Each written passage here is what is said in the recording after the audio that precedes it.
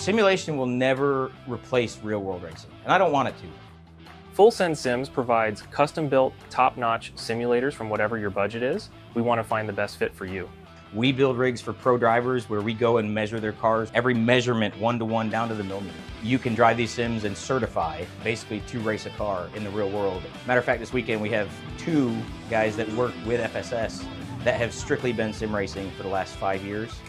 Absolutely did not think a year ago I'd be driving a race car this weekend. However, getting into the simulator, I think it really helped me get on the track and stay competitive. I've been a sim racing instructor for about 2 years now. The benefit of working with me as a race coach, I'll get you to be a better driver, a lot faster, with a lot less mistakes than you could doing it on your own. We take the sim building and the sim training as serious as possible. It's not a video game, it's a training tool. Full Send Sims will offer fully custom-built rigs and delivered and installed into your own home and constant online service. What we offer is world-class, top-notch racing built by a community of racers who enjoy passionate, clean racing.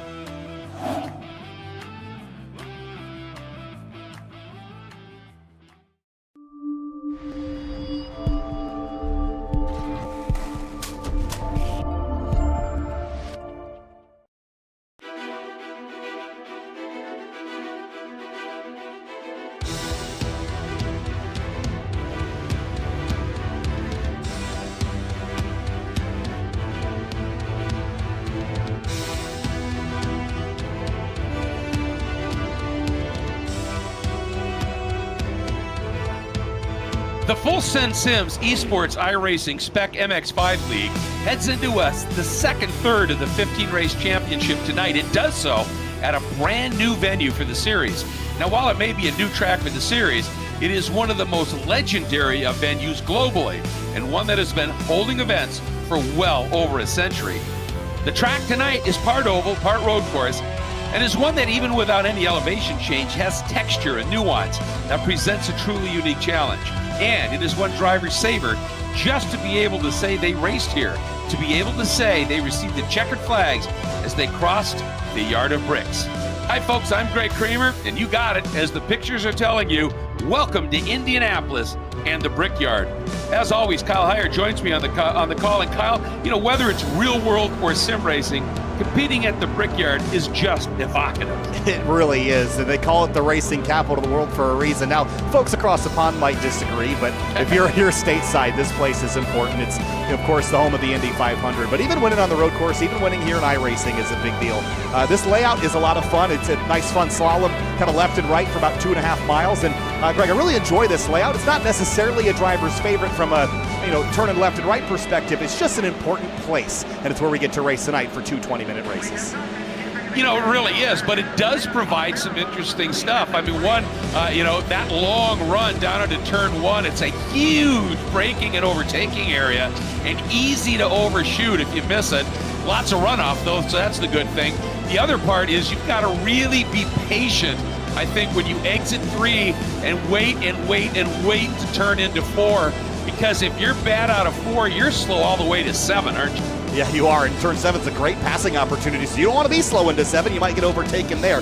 Then 8 and 9, quick right-left flick. Turn 10, another very important corner to get a run into. Another great passing opportunity, turn number 12. It gets tight, though, through turn 13, and then turn 14. That's a corner that in pretty much any car is full throttle, but you might need a confidence lift, maybe not so much in an SMX, but then it's that long run down across the yard of bricks towards turn number 1. That's a lap at Indianapolis Motor Speedway, 2.5 miles. It takes these cars about 1 minute and 42 seconds, and there are 24 drivers currently on track qualifying as we get set for round number 7 of this year's championship. And there are championship concerns already. Nicholas Rice-Budo up on top of qualifying at the moment. He's your points leader over Beans Forster. Camden Hibbett runs second on the racetrack right now. He's third in the championship standings at the moment.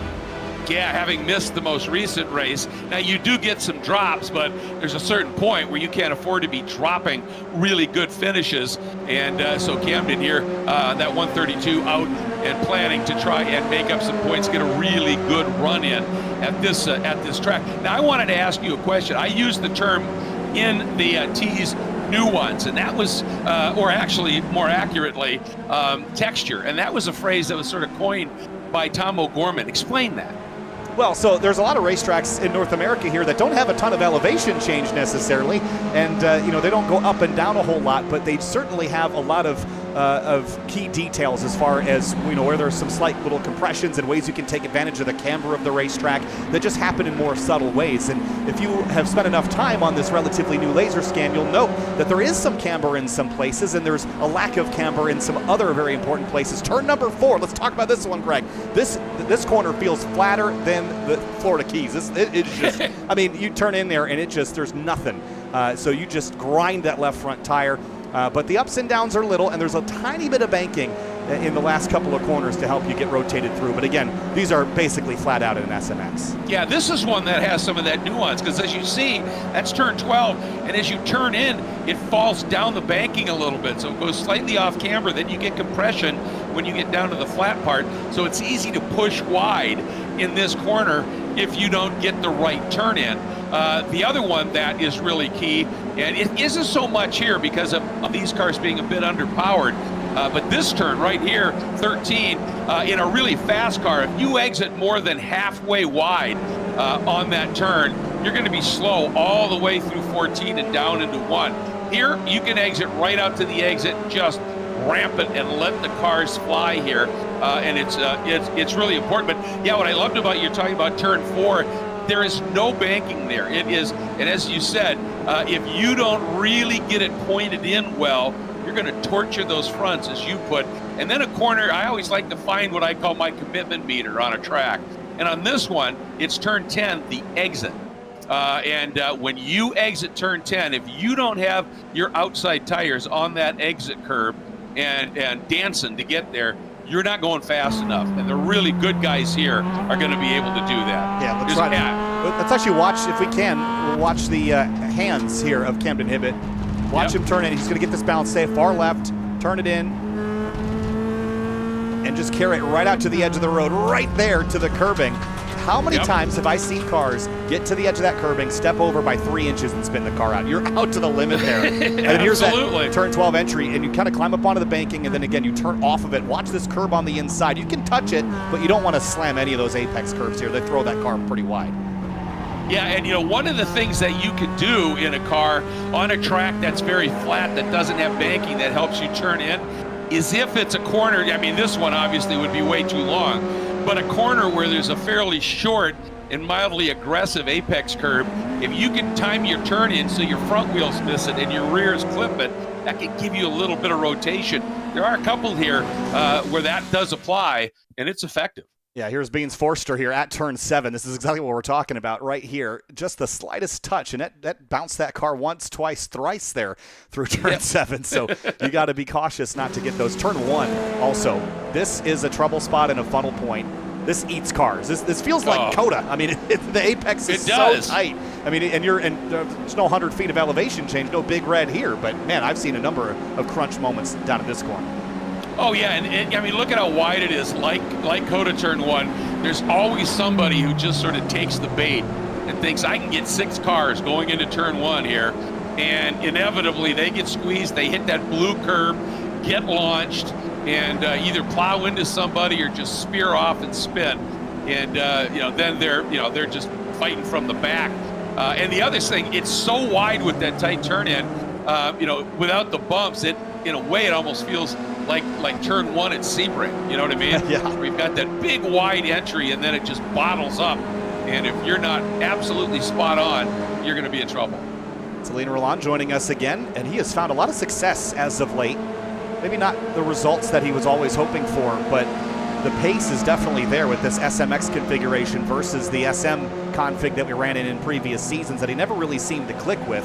He's been mighty fast so far this season, and as far as the championship standings are concerned, I think he'd still like to be higher up the order, 17th, but he gained 11 spots last time out, and that was by virtue of an 8th and a 2nd at Sebring. Yeah, that podium for him was really, really awesome and propelled him, as you said, well up the points. And the other, we have a couple other guys. James Newell is running really well.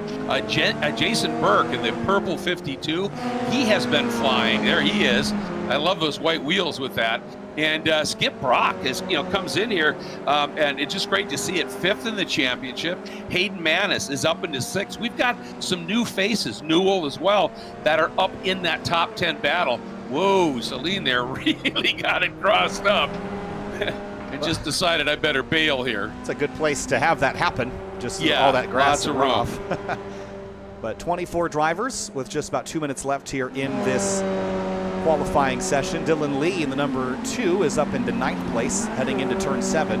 Great overtaking opportunity here, but you have to get it done by the time you leave turn 7 because 8, 9, 10, this is not a great place to spend time side by side. No, it isn't, and you're just going to absolutely bleed time if you do that. You're going to be a sitting duck when somebody else comes up that's running a fast line. The other guy that I want to keep my eye on here, and I'm glad you're on him here, Dylan Lee, because he has shown some really, really good pace. Problem for him has been finishing in good spot. He has an average, start to finish where he loses 6 positions a race, and you just can't play up at the points for that, and it really masks his speed because he's fast. He's just been in the wrong spot, wrong time too many times. Yeah, I think the pace is one thing, the racecraft's another too, especially if you're getting taken advantage of on the initial starts. Maybe there's some more aggression needed just to preserve some spots in the early moments of a race. Elliott Burton, E15 at the moment on that big long braking zone down to turn 1, and a great example of bailing out.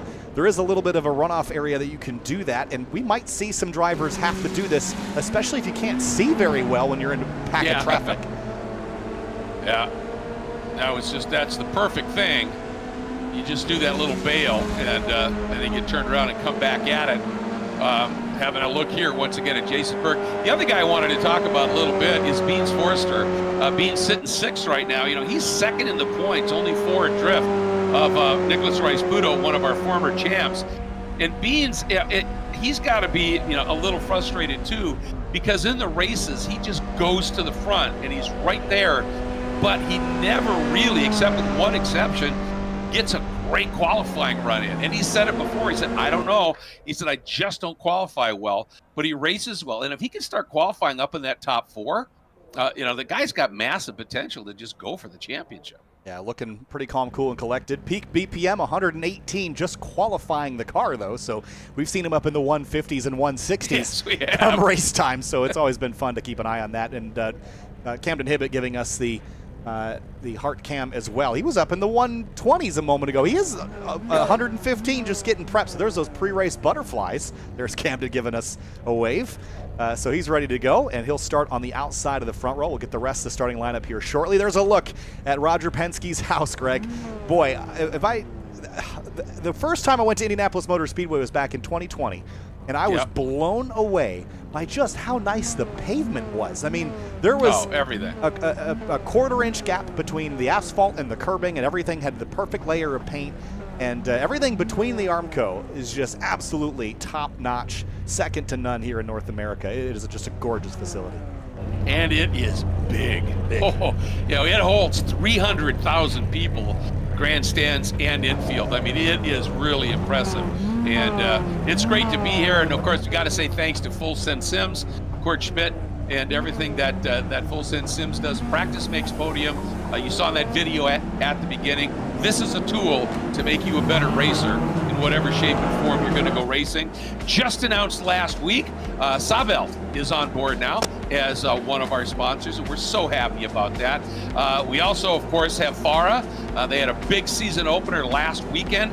One of the races there, Kyle, I got to tell you, at Homestead, it was the Winter Series, the Academy Winter Series for up-and-coming open-wheelers. Second race across the finish line.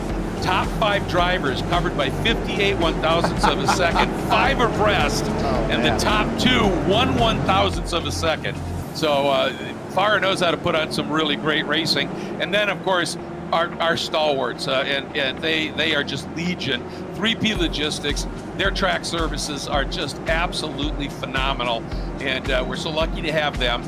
And of course, we also have Final Turn Motorsports, another great prep shop to get you racing at whatever level you want to go, absolutely start to finish. And Wine Country Motorsports is back along for the ride as well. If you need safety equipment, no place better to go than that. 2 champions on our front row, 2 guns in row 2. This will be fun. Yeah, certainly will. There's your front row that you just mentioned, Nicholas Rice-Budo and Camden Hibbett on that front row. And of course, it's Celine Roland, James Newell in 3rd and 4th. 5th and 6th, row 3, Joshua Soto and Beans Forster. That's another strong pairing that will line up in that row. Jason Burke in the number 52 starts 7th. Skip Brock Jr. with some work to do rolls off in 8th place in the number 32. And Greg Dillon Lee and Andrew Wozencroft, great qualifying effort for the number 80, round out your top 10.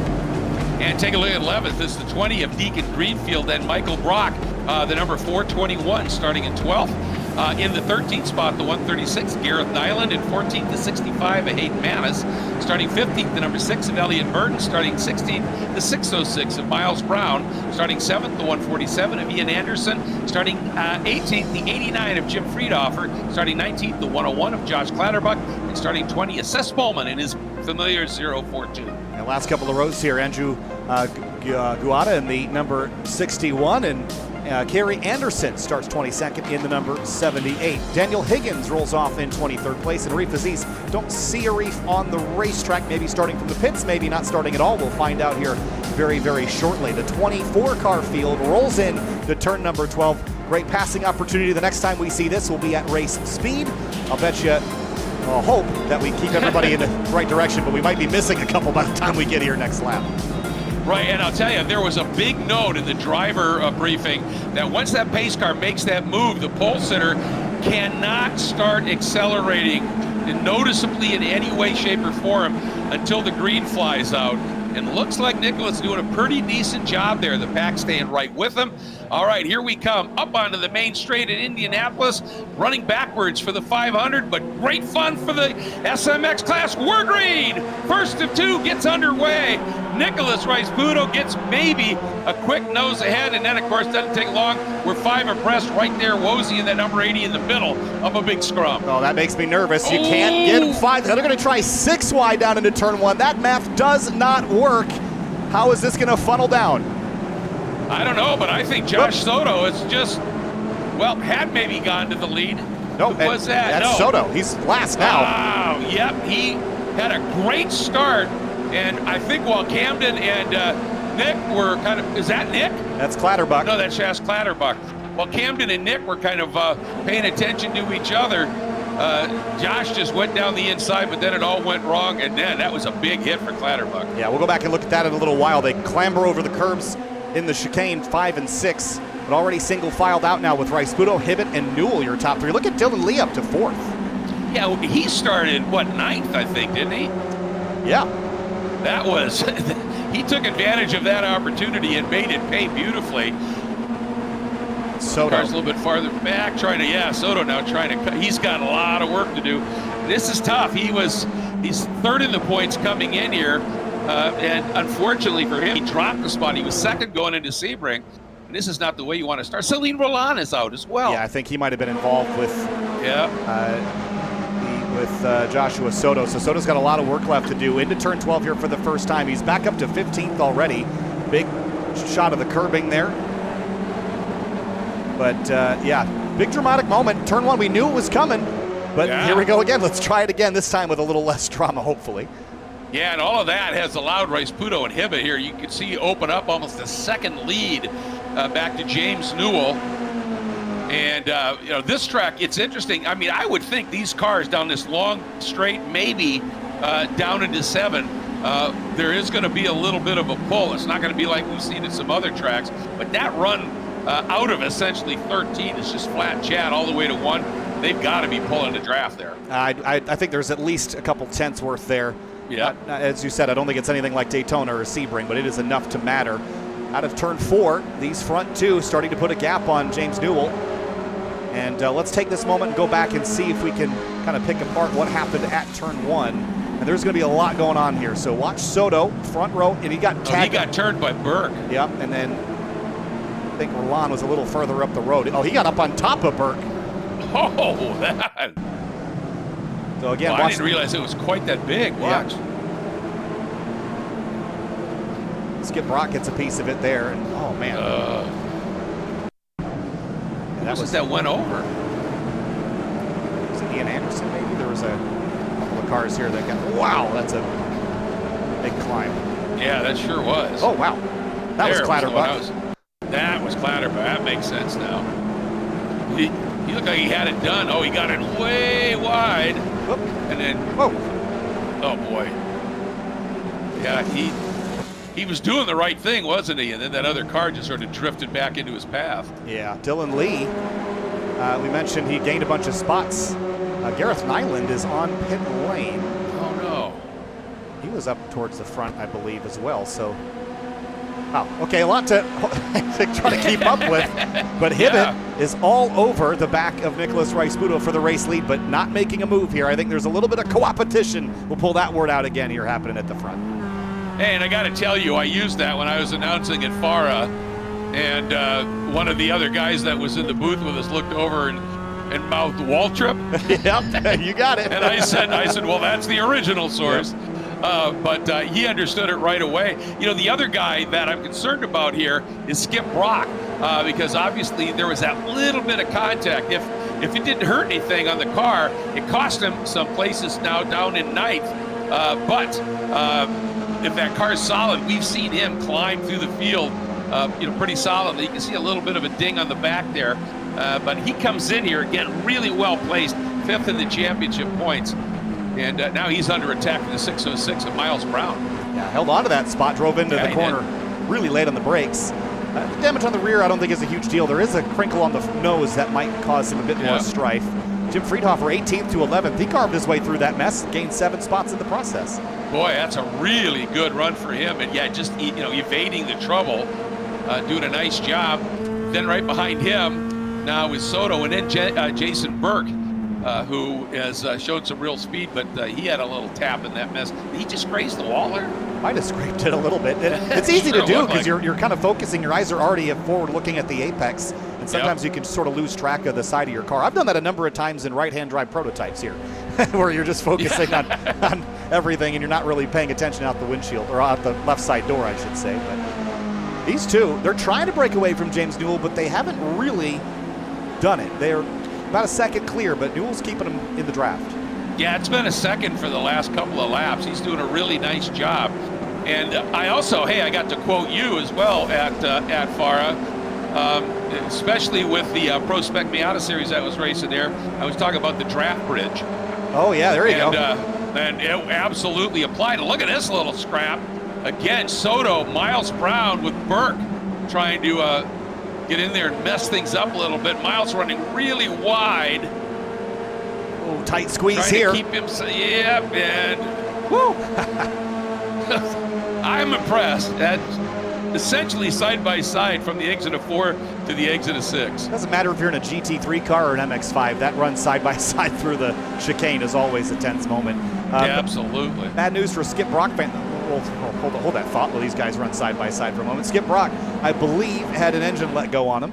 Oh, no. I heard a boom, and then I saw Skip Brock's car pulled over to the side. Let's see if we can find exactly how it happened. And let's listen on board.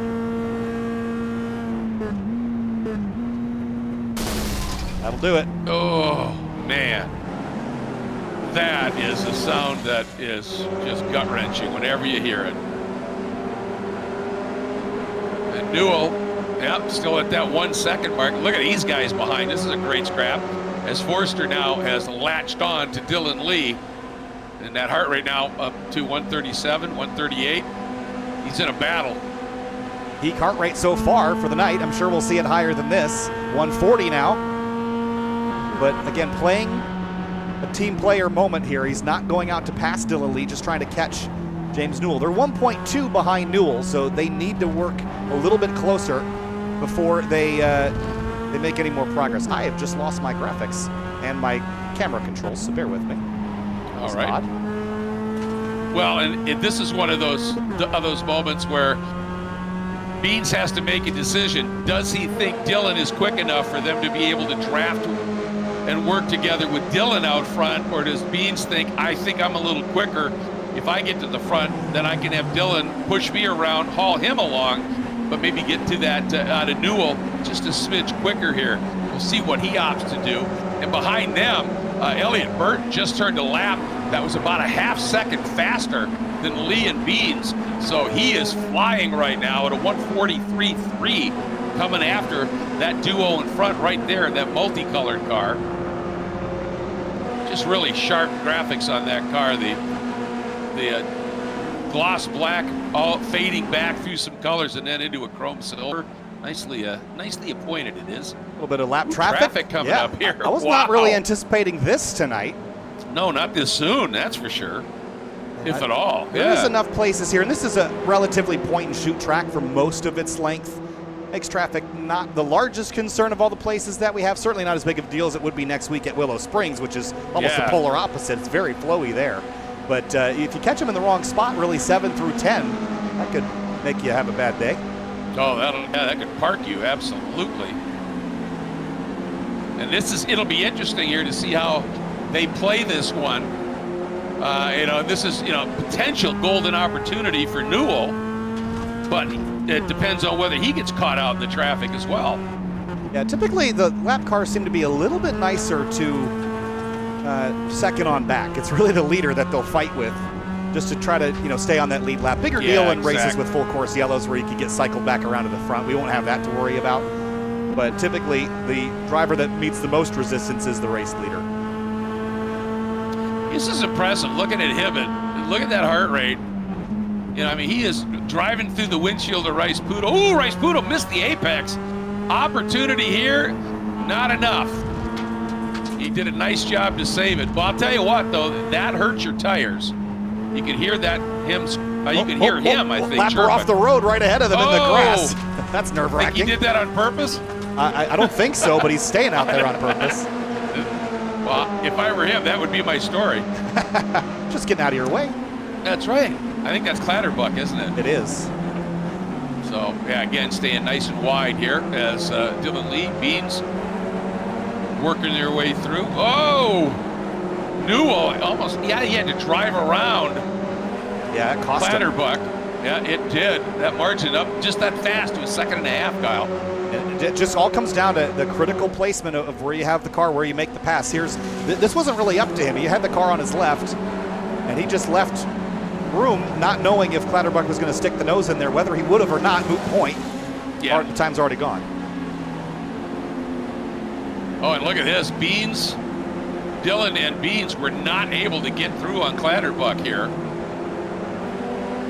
And this is another tough spot to catch a car like this, is going into turn 4. If they got to go the long way around, yeah, this is going to be tough. Oh, Beans had to leave the apex open. Couldn't get down to it. It's going to cost him some time. Yep, you can see just a couple of car lengths just that fast. Oh, and Burton had to go the long way through the chicane. Clatterbuck's been staying tucked to the inside, but it just has not really been the optimal place. It's hard to hit the disappear button, but exactly. He's trying to do the right thing, but it's just the timing is making it pretty difficult here, I think. Next guy who's going to come up on Joshua is going to be Hayden Manis. Quiet day for Hayden so far. 14th to 7th. It's been a great climb, but he's kind of been on his own for most of it. Yeah, Deacon Greenfield sits 8th. Josh Soto up to 9th. And then Miles Brown. Here's a look at Deacon. Another driver who's up a couple of spots from the start. He's just looking to get some consistency. He's been caught up in some incidents really his entire career here in this series, but as of late too. So just trying to get a couple good ones in the books. So 8 minutes to go. My question now rotates to when does Hibbett start making the move? They're 1.8 seconds clear of James Newell, but we saw how quickly Newell lost time when he had to battle somebody. So I think Camden and Rice Pudo might have to wait to the last lap to and look at the battle behind Newell here too. Beans finally has decided I need to try something down to the inside of Lee, and that's going to propel him up into 4th. And look how much that allowed Elliott to just close right up on these guys. Yeah, but I think Beans kind of got a little bit hot in, and Lee clouded the curb, so he didn't get the best run, but he's still hot on the heels of the 23, and he'll be in his slipstream, heading down to another great passing zone in turn 7. Yeah, he is right there, isn't he? But he'll choose to push. Well, I think they realize Yeah. And now it's, okay, it's only 7 minutes left in the race, but still another lap or two of trying to work together. See, well, but as you said, that gap now has just blown up from Newell to Forster. It's about 2 seconds. And they dragged Elliott Burton right into the midst of it as well. So it's pretty soon going to be a 3-horse race for 4th instead of a 5-car race for 1st. And Manis is only a 1.5 seconds off of Dillon there, so. Actually gained a couple of tenths last time by on cars ahead. Ooh. Interesting different lines there, right? Yeah, it looked like Forster was offline a little. Yeah. He overcooked it down into that turn. He's been really hot on the brakes. He did that on the attempt to pass Dylan Lee. I guess it was a successful attempt, but really lit the brakes up. Riceputo's defending now. I'm surprised to see this. Yeah. Not full on fighting yet, though. No. Yep. Camden just went with him. Same I guess thing, it's, same thing yeah. here. Yeah. And you know, oftentimes you'll see that that lead car, make that big move on a straight, trying to break the toe. But I mean, it was just one other car, and Camden was certainly just going to go right with him as Wozencroft going after Spolman for 13th here gets it done. Got kind of caught up. I don't think he was involved in the accident. There he goes. Wasn't involved in the opening wreck, but I think he had to slow down to miss it all. And lost I think that's exactly right. Yeah. Did a good job though, not a scratch on the thing. Yeah, it looks great. He's pedaling pretty well here. I mean, he's running a second better than a couple of the guys in front of him right now, even in traffic with Spolman. Yeah, 144.6 to a 46.3 to 45.6. So yeah, you're right, he is flying. Jason Burke is battling back here with cars that are not on the lead lap, and one of them is a car that he was involved in a wreck with on lap 1, so we'll keep our eyes on these two. Graceful escape, though. He'll move past the 87. Yep, sometimes the best defense is a good offense. Yeah. Just open up a gap. See ya. On the front straight again. Right. 4.5 minutes to go, so we're probably looking at 3 laps by my estimation. Now this time it seemed like he laid back a little bit. Is he thinking, now I'm going to go? Yeah! He didn't want to be too close so that he didn't have any room to make the move. And look at that, Riceputo says, I'll just let you slide. Well, I'll tell you, Camden gets into the heat of a pass and his heart rate goes down. How does that work? Because he's relaxed. He's finally out in front. Yeah, there you go. He's stressed. He's more stressed out running second than he is leading. Yeah, truly. See, Riceputo got down to the apex at 4, a little better, and he's going to carry this momentum. Now, I wonder if they're going to start battling. 2.2 back to Newell. Likely, it's going to be close. 2 or 1 to go next time by. Likely 2. They might have the freedom to race. Yeah. Oh. Lift. Boy, that was a big lift.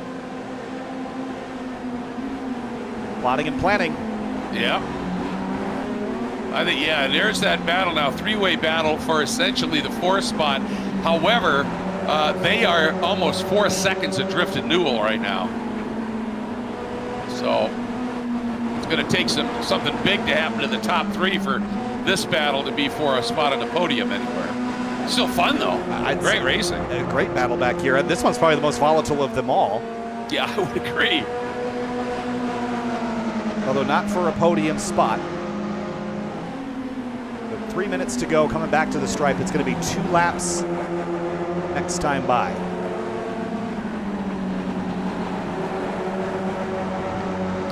Yeah, Beans definitely runs a wider exit into at the exit of 12. And those other guys shallow it up a little bit to get an easier setup for 13. Doesn't seem to be hurting Beans too much. See Elliott Burton from 15th to 6th. This has been a great run for him. Absolutely superb. Look at the double toe he's got. Is he going to try it? Oh, that's a big lunge from a long ways back. Can he get it slowed down? Oh, he's going to be a little wide, but he did. He did. Wow. All right, now to the outside goes Dylan Lee. And nothing he could do there. But Does he get a roll a bit? He does. Oh boy, here we go, Kyle. Yeah, side by side for the chicane run again. They keep it Finally, he gives straight. it up. But man, look at Lee, still all over the heels here. Hold that thought. Battle for the lead. Rice Budo back to the front. Ooh, both of them wheeling over the curb. It's a side wheelie, I guess. Look at this. Dylan Lee coming after Beans now for that. 3 wide. This. Oh, whoa, this is amazing. Look at this. Flying formation for a moment. Watch the side-to-side contact there. There was a little bit of pushing and shoving for a moment. Wow, they are packed in tight. Oh, this is incredible. Unfortunately, Bean's out on an island by himself here. But lo, he just rolls that wide line. He knows the grip that's out there because he's been running it and makes that pass down to the inside. Comes Lee on Burton. All the while, coming to the Nate white. Just got crossed up just a little bit there. Here comes Hibbett, looking at that white flag, but he was too close this time, Kyle. Didn't get a big enough run. Yeah. Here he comes. Oh man, is this going to be a late dive to the apex? Oh, he backed out. Get it done. Holy cow. I thought he had that committed, but he decided I did to stomp a little bit deeper into the ABS and woe it up and wait for a later opportunity in the lap. But those other opportunities are harder. They are, far harder. He's got to get now a brilliant run here out of 4 and try something down into 7. And we saw Rice Budo got it pass done there, and Hibbett did get a run, but you know Rice Budo's going to protect. There it is. Swing over. Sold him the dummy. Oh boy, this is going to get tight if he doesn't move over. He does. Hibbett has overlap, but backs out. Yeah. Both bicycling over that curb. Yeah, this is getting. Oh, look at this again. 3 abreast. Wow. This is spectacular. Hayden Manis running way wide in the back. Touch there. That was a little graze between Beans and Dylan. They're still side by side. This is just insane. How fun is this? That's why I like Indy. That's 10. Yep, here we go. Oh, look Burton. at that. Way inside, Kyle. He filled that gap, and he's still there. Forster's trying to hold him to it. Forster opens it up, and again, he knows this wide line. That brings Hayden Manis right into it. Beans now. Well, I thought, but look at that by Elliott Burton. He's got that little bit of overlap. Oh, and he's crossed up sideways. After being in the grass, that's going to cost him. Dylan on the outside. Meanwhile, coming to the checker. Oh, boy. It was Rice Budo, but look at that. Oh, man, Lee by next to nothing over Beans. And Hayden Manis nipped Burton right at the end, Kyle. That was cool. Yeah, I didn't even mention the leaders because they didn't change order as Rice Budo over Hibbett over Newell. But how about that run to the bricks right at the end? Look at that. And you're right, Manis snuck in there at the last possible moment. Yep. He was watching everything they were doing. Look at this slide, save. And that was what really gave Manis the run. And I told you I liked Indy. Yeah. And it's for stuff like that. I mean, we didn't get that the entire race, but it takes a while for battles like that to brew. Yeah, but you're right. I mean, this track is so wide in so many spots that it allows you to do that. Quick look at your top 10. Yeah, Rice Budo, that's what he needed. Ballooning that lead a little bit. Camden coming back for second. Newell a solid third. And then that fabulous battle for fourth. Dylan getting it, Beans rounding up the top 5. Then Manis, Burton, Soto fighting back into 8th. That was pretty solid. He was 19th after that incident at turn 1. So big moment there, but managed to recover and grab some decent points. But we'll take a breather for a moment. Holy cow. The last couple of laps, there was so much going on. But Indy does not fail to put on a show, and we're going to get to do it all over again for race 2. Yeah, I know. I love that. And, that's one of the things here. You've got this wide track. It's not used that much, so I don't think that you get that absolute burned in groove where, if you get off it, you're going to be substantially slower. And I think even without the banking, we saw some guys doing side-by-side outside runs through 4. and they had bite. You know what I mean? And I think that's part of what makes this track pretty exciting. I remember the first time the runoffs came here, and they had I think it was 120 Spec Miata Zenner. They had to run a separate qualifying race for those that were outside of the top 60, right? To fill out the field to 80. I mean, it was just unbelievable. It's a cool place. It really is. Yeah, it really is. And there's nothing, whether it's on the road course or on the oval, that first image you showed when we started the top of the show was the yard of bricks. And when you cross that, you feel that little thump. You're at a special place. There they are. Yeah, that's it. So, race. Go ahead. I was going to say that this track opened in 1909. That's incredible, and the history here is just so rich, and that's why when people say, well, it's not the 500, it's not the oval, it doesn't matter. I mean, the facility, there was a concept before the track was even built to have a road course in the infield, which is a artist rendition of somewhere on the internet that you can find. I'm sure the Indianapolis Motor Speedway Museum has something on that as well. I've never been in that, despite having gone there a number of times. I got to make an effort in the museum. Oh yeah. Oh my God! I mean, that's worth a visit by itself, let alone the track. It's incredible in there. And just to make a point here, Indy is the third oldest permanent road racing facility in the world. As I said, having opened in 1909, essentially the first 500 was 1911, and the other two that are older is Brooklands in England, and the oldest, Milwaukee Mile. Yeah, Milwaukee. That's not too far 1903. Not too far from my stomping grounds. I've never been there either. I'll tell you, I absolutely hate it when Indy cars don't race at the mile, because to me it's one of my absolute favorite ovals, because you've actually got a brake, downshift, and you can run too wide around the corners there, and it makes for some phenomenal racing. Yeah, we had just this past couple weeks ago our IndyCar Oval Elite Series on SimTV running at Milwaukee Mile, and it's always fun to kind of go back and do that. So let's have a look. I'll talk about our schedule here, because upcoming we have a very different track next week. That's Willow Springs on February 18th. And then we head to Lime Rock Park, which is one of my favorite places in North America. And then Michelin Raceway Road Atlanta, which we know is always fun. Here's some great news. Oh, I don't know if I can share this. Never mind. I have insider knowledge I'm not allowed to share. But Sonoma Raceway. Sonoma Raceway. All I'll say is that it's going to look nice when we go there on March 11th. All right. New coat of paint. Cool. So. All right. Yeah, love that.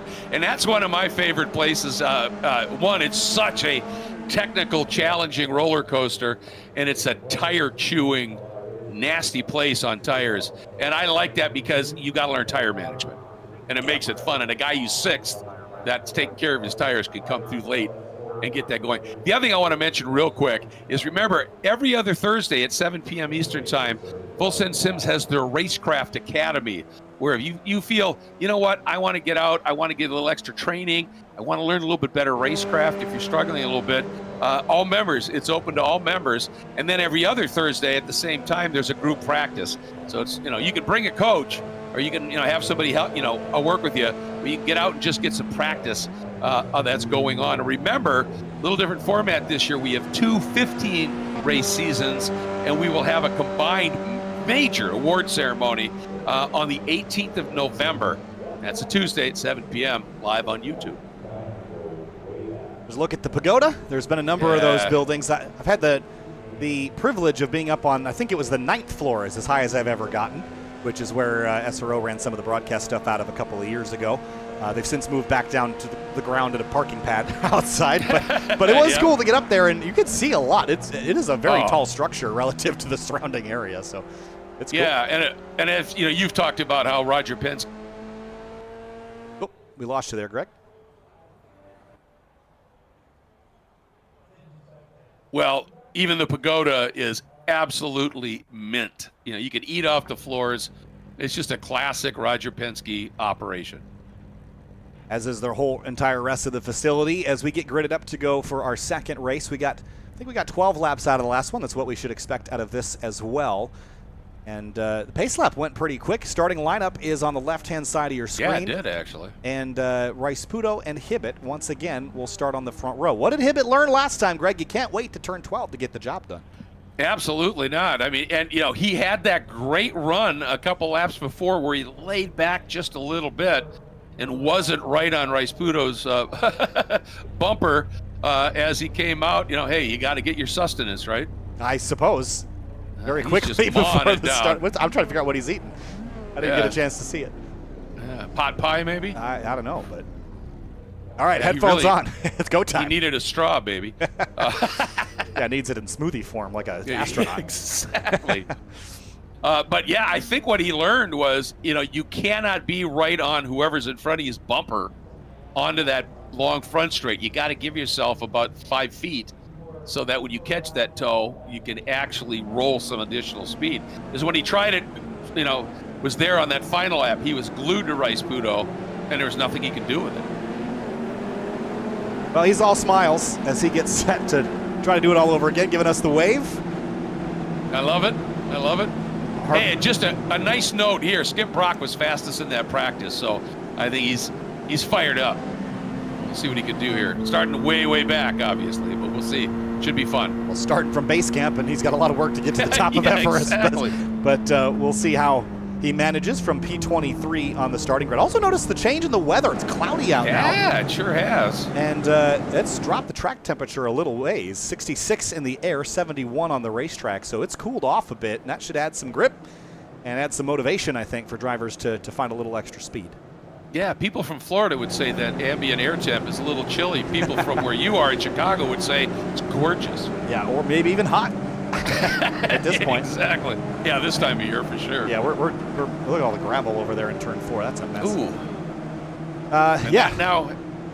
That now will have some effect on the cars, won't it? Yeah, get into it. Yeah, it's pretty far offline, but we've seen how far these drivers will take. Yeah, exactly. They don't seem to care where the line is on the opening lap. They were 6 wide going on the front straightaway. There was a great. All right, again, it's important to remember here that Rice-Puto, very, very intent in the driver briefing, that the pole sitter, when that pace car dives to the pits, the pole sitter has to maintain just about that same speed until the green flies. And they said, we're going to be watching it. Yeah, don't want to get yourself burned on a technicality. Yeah, exactly. Especially when you're starting up at the front. Points are on the line. You've got another great opportunity to stack some pennies against Morgan Burkhardt, who's not here this week, so take full advantage of that. Yeah, exactly.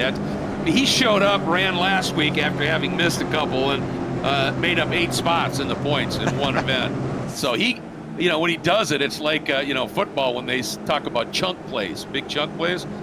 He races and he makes up a big chunk of points.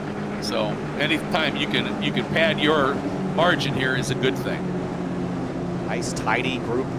I was just thinking back to the GR Cup Series finale from last year when we had a moment coming out of turn 14 where cars got 5 wide, and DJ and I, my co-commentator, we said 5 wide at the exact same time in unison. It was excellent. We also did that earlier in the year at COTA, where they did the safety car came out. We didn't know why. We just both went at the same time in unison. Oh, safety car. It was perfect. Now you love those moments when you're in sync. Oh, yeah. All right. All right. Time to go. There we go. Wow. Race 2 about to get going here, Kyle. Couldn't even write it if we tried. I know. What are the odds? All right. Front row the same. A little bit different behind him here as we get ready to go. Race 2, we're green. It's not going to take long for that big fan out to start. Look at Beans, thought about it, going down to the inside of Newell. Newell's taking him 3. There. Yeah, he's going to dive down. What's going to happen here? Dillon gives a little tap to Hibbett on the outside. And, Spolman. Was that Spolman that spun? Yep. Oh, what a shame. Otherwise, got away with it. Just Spolman turned around. Gareth Nyland, I see on pit lane. Side by side for the lead, though. Yep, and this is what we were talking about, running right around the outside of 4. Still finding that grip, so they're still side by side. Jim Friedhofer having a moment over at the exit of 3. And now those 2 guys side by side. This is going to give a little extra punch for, look at that heart rate. maxed out for Beans right now as he senses maybe opportunity and decides I'm going to go with Camden here. Oh, man. Was that Newell or? I think that was Newell. Yeah, huge climb over the curb. Yeah, he got squeezed for sure. It's getting swallowed up here. Watch Elliott Burton. I thought he's going to find overlap at 10. That's a hard place to do it. Yep. They're still door to 3 wide here for the lead. Here comes Forster. Look at this, 3 wide to the exit at 10. Forster now, that's going to be enough. That Rice Puto's got to tuck in. Watch out again. Now, Squeeze, oh, play. look at this. Burke. Deacon. Wow, this is absolute craziness. Elliott Burton right in there with Hayden. And then look at this, side by side up front. As now Beans trying to go around the outside of Camden Hibbett. Now down to the inside comes Nicholas Rice Puto with a little push from Dylan Lee. This could be just enough to give Nicholas that edge.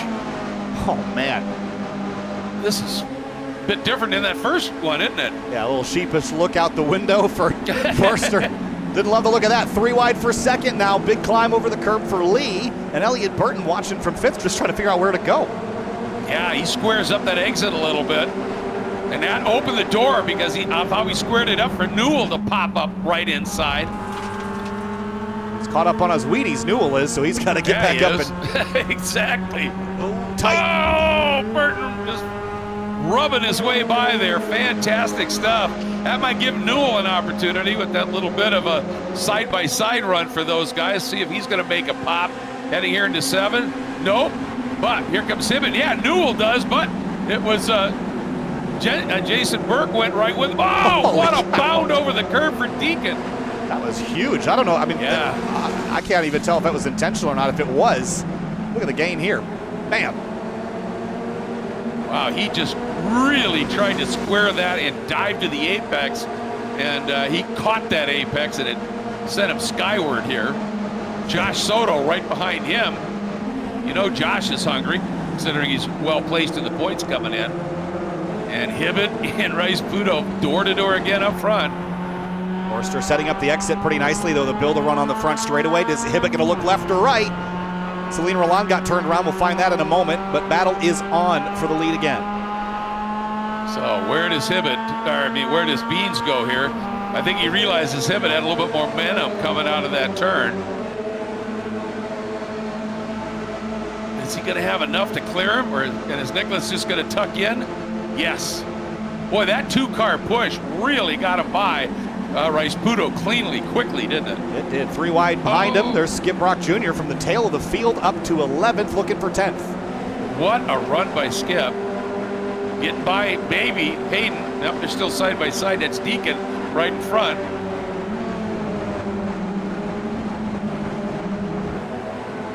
Ooh, a little wide. Way wide.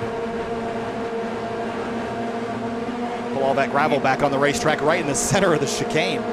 Yeah, right in front of, is that Michael Brock, I think? Yeah, see all that gravel getting kicked around now.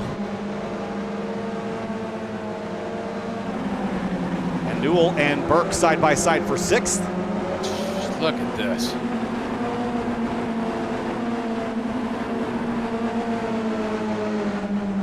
Side by side, that little bit of what a move by Burke. Oh man, did he absolutely set that up to perfection. Newell struggling a little bit on the back foot now, but you're right. Yeah. I mean, Burke just turned in and got that thing rotated, power down, and drove right by. Yeah, I think that just surprised Newell, and I think he had to check up just a little bit. Or felt he did, even though Burke had it done pretty cleanly. I'd love to see that again, Kyle. Let's do it. Look at that. Yeah, I think he saw that Newell was a little bit offline. Look at that. He knew Newell's was pinned to the inside, so his turn-in was early and was going to have to float out really wide, and read that perfectly. So now we have a different 2-car tango trying to break away at the front. It's Hibbett and Forster this time.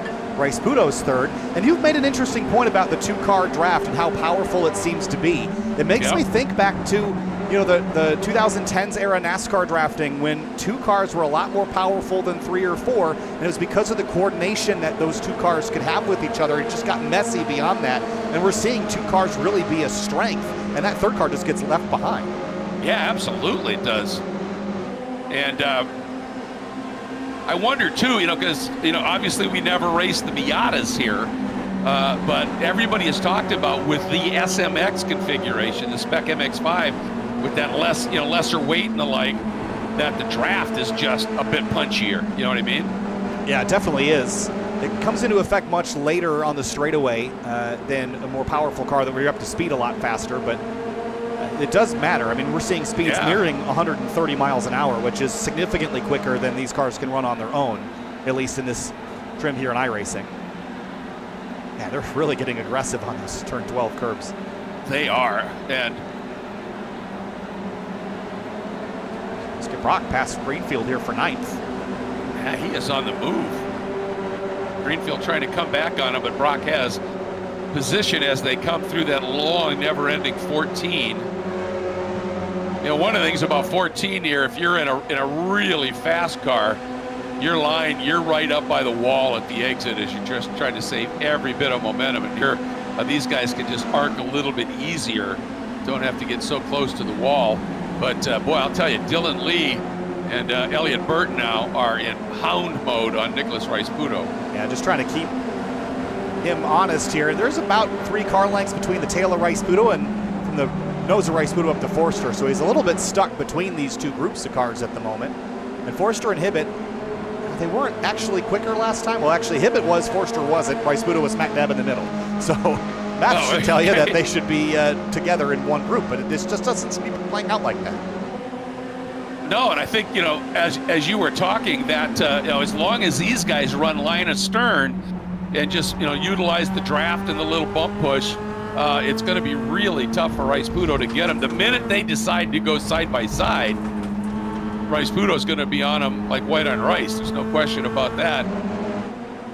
And he really needs Rice-Puto. He really needs Dylan Lee to come up there and work with him a little bit. Yeah, they need another 2-car group. Yeah, a little bit more strength. Here comes Greenfield back on Skip Brock at 10, and he's through. They're having a great little scrap. If Skip can steal it back here at turn 12. Oh, we had a little bit tighter line through there. Watch the exit, though. The Skip Brock turned in so much earlier, cut the curb. Yeah.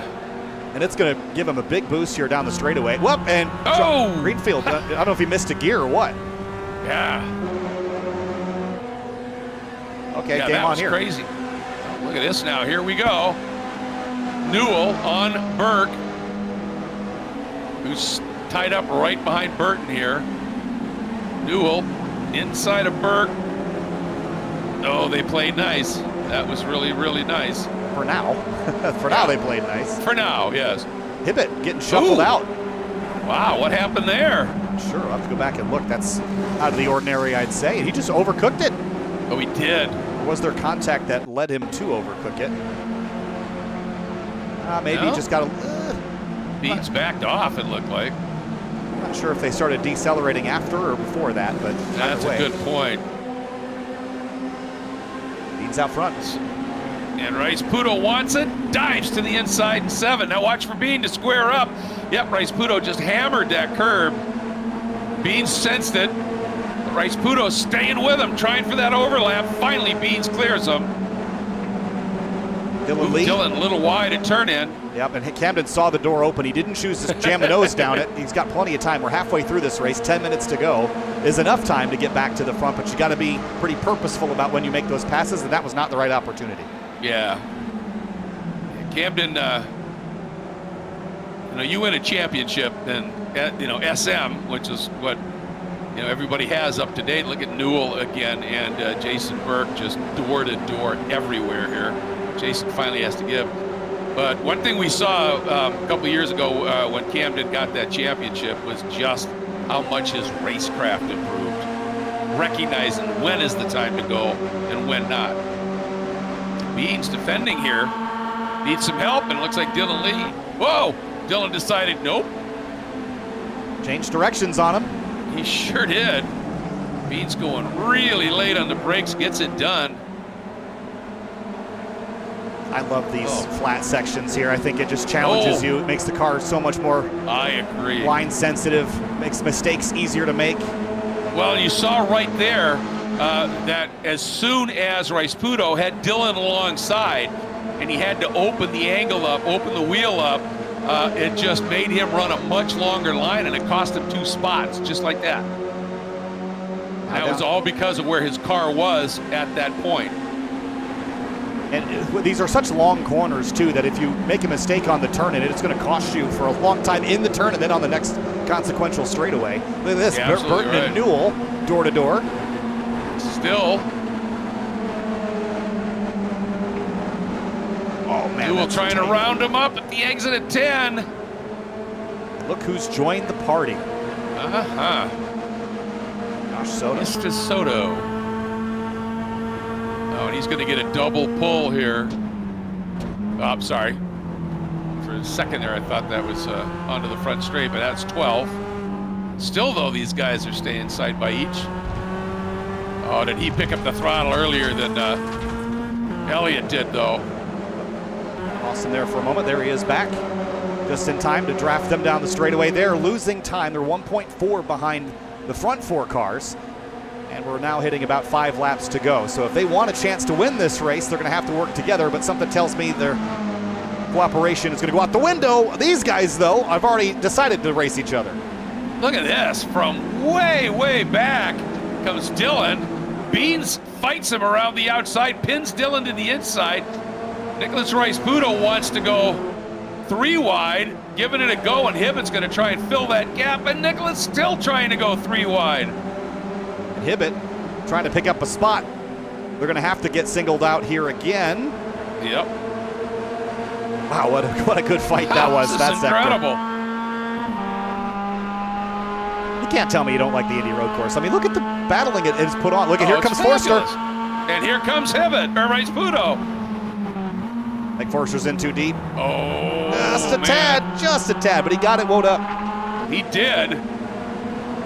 But you also saw Raisputo get in there a little deep, but I thought for a second that Hibbett's got that inside. Raisputo's got to open the wheel up. And look who's back, Newell and Soto. Wow, just, there you go, just that amount of scrapping. Burned a 2.5 seconds. Now Newell thinking about making the dive on Hibbett. Hibbett has to move over to defend. And the margin, it's a half second from lead to Raisputo, so finally, Hibbett's heartbeat over 100. You don't get a lot of opportunities to pass Camden Hibbett, so if he's got a wound, you're going to take another bite as best you can. Yep. And door almost open there for Newell, but it wasn't quite close enough. Boy, look at Beams running way down to the inside. Dylan Lee backed off a little bit. Now he might get that run. Pops to the outside. I'll tell you one thing, Beans has been really good on the brakes down into 1, hasn't he? He's been latest on the brakes most of the race. It's cost him some time at points because he overshoots, but when he gets that threshold just right, nobody is touching the braking zones as late as he is. No, he's been really, really brilliant there. Look at that, he gets a little bit of a gap there. I mean, a car length, but that just tells you how much speed he's rolling. Here comes Brock, still in that top 9. Greenfield, then Hayden. They're having a good little battle back there as well. Here comes Raisputo. Is he going for it all? Yeah. He is. Oh, and he floats wide, hits that curb. How did Beans not run off into the grass? And he came back on, and there's a little touch there with Raisputo. And Dylan decided, well, that's my opportunity, and down to the inside he goes. Yeah, just a little bit of a door pop there as the 03 and 23 came together. Forster loves watching this in the rearview mirror. This is the best thing he can see, is coming to the last 3 laps of this race and watching everyone fight for scraps for second. Yeah, and I mean, it's 2 by 2 by almost 2 by 2 again. Soto just drove in there alongside Newell. Didn't he? What a move.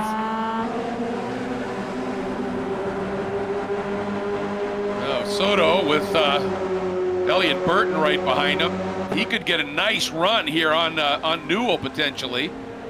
He's got that little bit of a gap here. I think we're setting up for there to be some drama at the front of this. There's enough cars in this front group that there's no way you can convince me that all 8 of these cars are going to make it to the end. Look at this lunge from Burton. Oh, I hope everybody sees him. No! There goes Newell. Burton caught out as well. Well, can't say I didn't say it was coming. Yeah, you called it absolutely spot on here. Yeah, just a long ways back, in too late, too deep. Man, wow. Yep, that really was overly optimistic. And the other thing, he did exactly what we've talked about before, Kyle. He went so far to the inside that even if Newell had had a chance to peek in his mirrors, he never would have seen him. Yeah, and I think the other thing, you know, in all fairness, it's so, I mentioned this earlier, when you're in a train like that, you can't even really see the braking markers. So it could have been, you know, just trying to brake by feel. You pop out of line, you can't see the markers. The other cars in your way. You just try to brake a couple feet later. You think it's going to be fine, but everyone's on the limit. So if you're braking later, you're not making the corner. Yeah, that's a really good point. Look at this, Hibbett trying to look at opportunities where he could get by Beans. And watching Beans, and I don't know whether he's driven up his tires a little bit or if he is just using a lot of rotation, but especially through those S's, 8, 9. Oh, well, there you go. Yeah, big slide there. Lost control, and here comes look Hibbett. at this grid.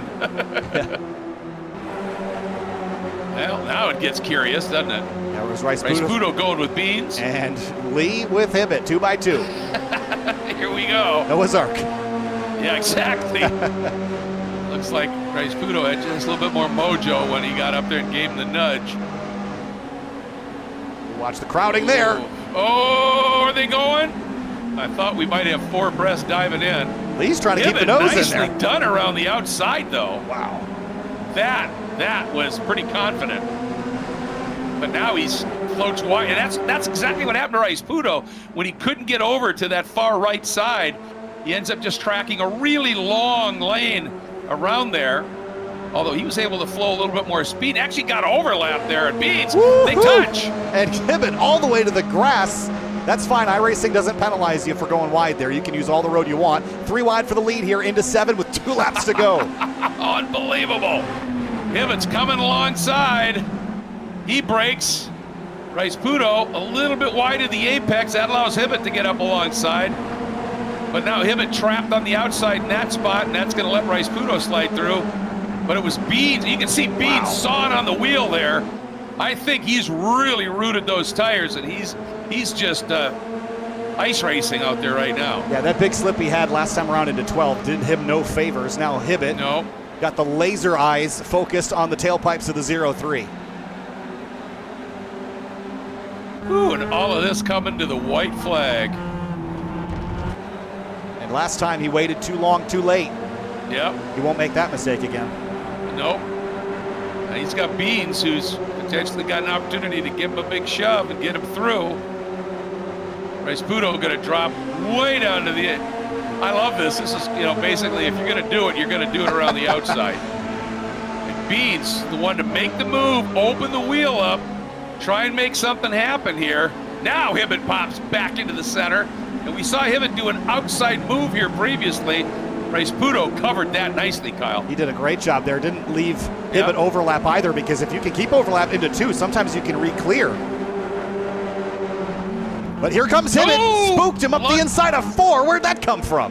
That is almost unheard of here. And now they're side by each through 5, through 6. And it is going to be it is Beans with the run now, that double toe in front of him. He pops to the outside, 3 abreast into 7, Kyle. What do you think? I don't know if we're going to make it this time. Dylan Lee. Newell jamming in there as well. Oh, boy. This is phenomenal. Look at Soto. Soto trying to barge his way into the top 5. He's done so. Hibbett, is he going to try to spook him at 10? He's going to do it there, but didn't get the overlap. And Forster's watching all of this, but here comes Lee. Yep. Beans just ran wide. I don't think Beans has the grip anymore. No. Look at Soto. 2 wheels in the grass trying to get through here. Watch Hibbett. He's running out of opportunities, running out of choices. And Soto going for 3rd. Contact between the leaders. That time it was Newell who shot wide. And look at him, and he's got overlap, but it's on the outside. What a run here. He's going to try to squeeze between the wall of the 0-3. No way can he do that. Unbelievable. Can he get a push? Can he get a shove? He cannot. Rice Pudo. Greg steals it, gets it done. Unbelievable, gets the win. That was absolutely a fascinating game of chess on that last lap. Hey, look who got third. Soto. That was a stunning drive by Soto. Man. And Beans, I swear, was just hanging on, man. Ibbett comes up short a second time tonight. He was trying everything. I mean, let's go back a little further than this. Like, he saw that there was a gap to the inside of the 0-3 and just tried to make it a Miata-sized hole, and it just was not going to be. Yeah, this was crazy. Coming up to that wall, look at that. Oh, they touched. Just a little tap there. That is so close. Unbelievably fun. Right? Oh. There. If he was 6 inches further forward, he might have had that. Exactly. You can see that little tap. You can see the back of Rice Pudo's car just move a little bit. Yeah, Gosh. These guys want to win at Indy, don't they? Yeah, you bet. Yeah, and I'd love to go back if we can and look at Soto's move. I think it was it turn 11? Yeah, we should be able to get that. Oh, yeah, here we go. I nailed that. That was a guess, and I nailed it. Oh, man, that was just incredible. Beans got it, again, floated out, comes across. Soto had already committed. Whether or not he had committed, he wasn't going to lift. No, exactly. Now, in that scenario, I mean, he had the whole car. He had a tire on that curb. That's legit then, right? Yep, fair game. Fair game. He never got a slowdown. Wow. And then just stove it down to the inside of Dylan Lee. Wow. What a race. Let's have a look at our race results. Wow. Rice Pudo, Hibbett. Look at that margin. 0.096. Not quite as close as the Farah race, but that'll do. It'll do. And then Soto, what a drive up into a podium position. Beans Forrester, like I said, I think he was ice racing there at the end. And Dylan Lee getting that fifth. Great run by Jason Burke and Skip Rock. Yeah, and really Soto did a nice job salvaging what otherwise could have been a really ugly week for him because of that spin and crash in the first lap of race 1. He managed to drive all the way back to a top 10 and then grab that third. So job well done there. Celine Roland, 11th place. He got turned around earlier, managed a P11. Elliot Burton got dropped out of the mix. Unfortunately, he had a much better night than the result shows. Yeah, absolutely he did. There's no question of that. The other guy I want to shout out in the top 10, Michael Brock. Yep. I think this is the first time he's run with us, at least that I'm aware of, in races I've called, and to see him really competitive up in that top 10, great job. Nice to have him in the championship. Yeah, Andrew Wozencroft 15th, Gareth Nyland, Joshua Clatterbuck got knocked around a little bit in race 1, managed to salvage something in race 2. And down the rest of the order, James Newell, disappointing end to his race in that 123 after the contact at turn 1. Yeah, and I have a feeling that something might come of that in terms of after the race here. But wow, battling at the front.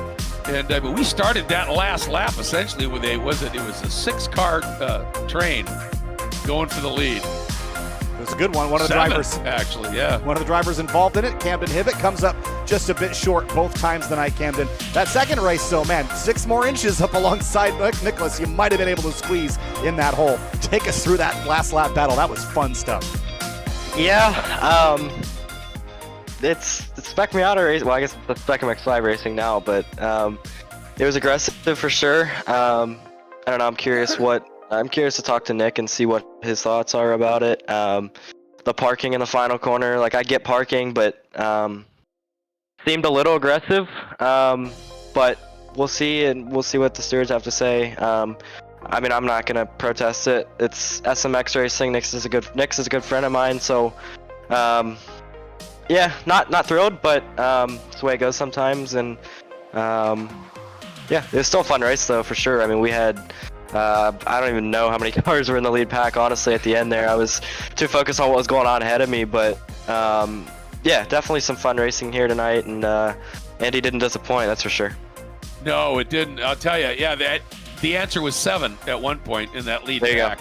It was pretty spectacular. So you think Nicholas overslowed a little bit coming out of 13? Yeah, I mean, I think it kind of stemmed from the start of the backstretch, really. Okay. He started beating my door down the back straight, and I was like, all right, what's this about? Like, it's not necessary with half a lap still to go. I let Beans get to the outside of us on 3 wide.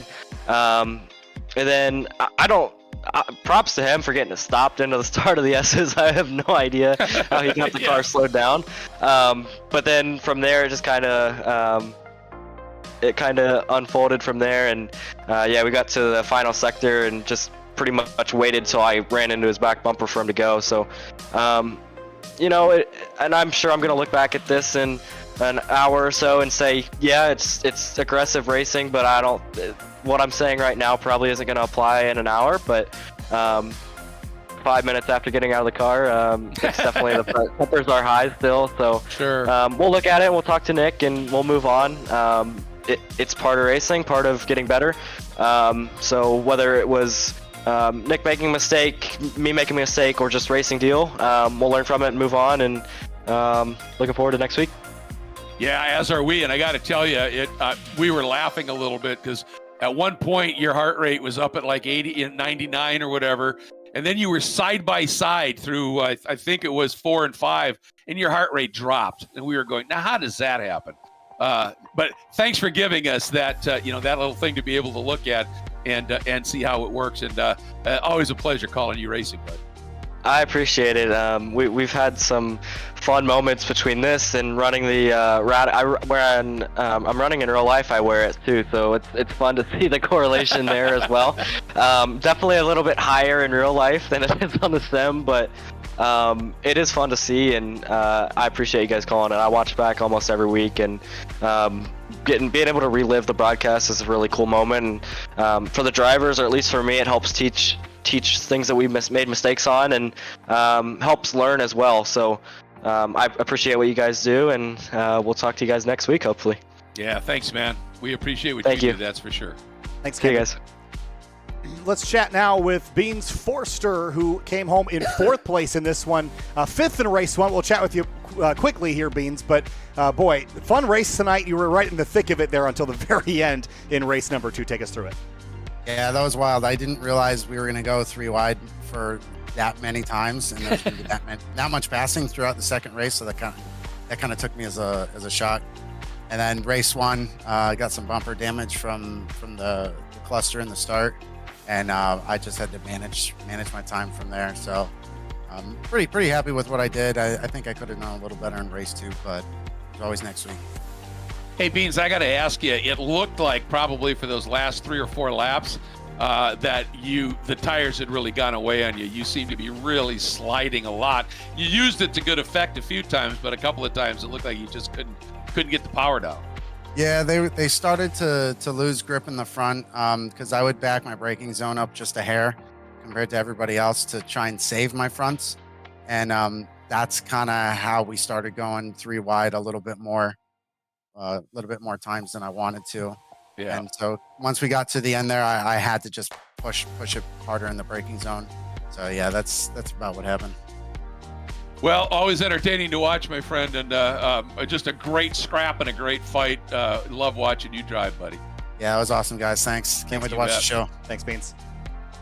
And moving on next to a driver that I think, well, I don't know if we have any more podium finishers waiting around for us, but we do have Nicholas Rice-Puto, who won both races, so we'll talk to him. 2 wins tonight, Nicholas. Man, great fights there with Camden and Josh Soto there at the end, Beans Forster, Dylan Lee, and more. Race 2 came down to the wire a little bit more than race 1, so take us through what you saw out the rearview mirror in those final moments. Gosh, that was a lot of fun. I think that's my first clean sweep, so I'll take it.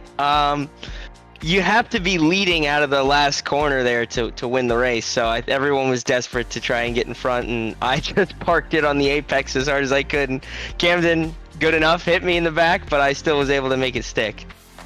Yeah, well, obviously he addressed that too, and we've seen, Morgan Burkhart does that, and it's part of the strategy game, and you played it to perfection. Now, it was so close. Kyle had said if Camden had been able to get 6 inches farther alongside you, it may have changed things up a little bit. But I'll tell you, the amount of side-by-side racing through the S's, through 3, 4, or 5, 6, in the second race was just incredible. Yeah, it was good to have a full second race. I know there was calamity on race 1 at the start, so it was good to have everyone back up there, and good, hard, clean racing. That's what this league delivers. Well, I'll tell you what, your move down into turn 7, late, where you were way to the inside and you floated a little wide, but you got it parked, before you ran off. And that was just a great pass. Yeah, I threw it into second gear there. I think I over-revved the car a bit just to get it stopped, but it did stop, so. Well, it worked. That's a sweep. You're going to extend your points lead. Pretty good doubleheader here at Indy for you. Yeah, not too shabby, but thank you guys. I can't wait to watch it. Yeah, I think you're going to enjoy it. Kyle? Thanks, Nicholas. What a fun night at Indy. Race 1 was pretty quiet for most of the duration. Race 2, though, man, that was a spicy one. And it's only a sign of things to come. We've got some great rounds coming up on the calendar here, Greg, with Willow Springs, Lime Rock, Road Atlanta, Sonoma, Mid-Ohio. There's just some great racetracks, so excited to see more of the same. Yeah, the tracks just don't get any better here. And, Willow Springs, I just love that place because, one, of its history, and two, it kind of has a little bit of a feel, say, of a Mosport almost. And I think it's going to be a lot of fun to go back there for the second time. But this time in SMX cars, it's going to be great. Can't wait to get there. Again, quick thank you, as always, to Full Send Sims and Cord Schmidt and everything they do. Remember, if you are in the top 3 in the points at the end of the season, you get a trophy. But if you're the highest qualified driver eligible for the hardware, a Pro Sim H-pattern shifter, that's going to be pretty cool. So a lot to race for. Some great looks here at Willow Springs and the history there. And again, big thanks to Sabelt for coming on board as another of our sponsors. Farah, as always, Final Turn Motorsports and Rob Greenwood, 3P Logistics and owner Frank Rodriguez, and of course Wine Country Motorsports. As always, it's so nice to have you all tuning in. I'm Greg Kramer, and for Kyle and for Finian Dakuna, who does such great work with the cameras, thank you. We'll see you next Tuesday night from sunny Southern Cal.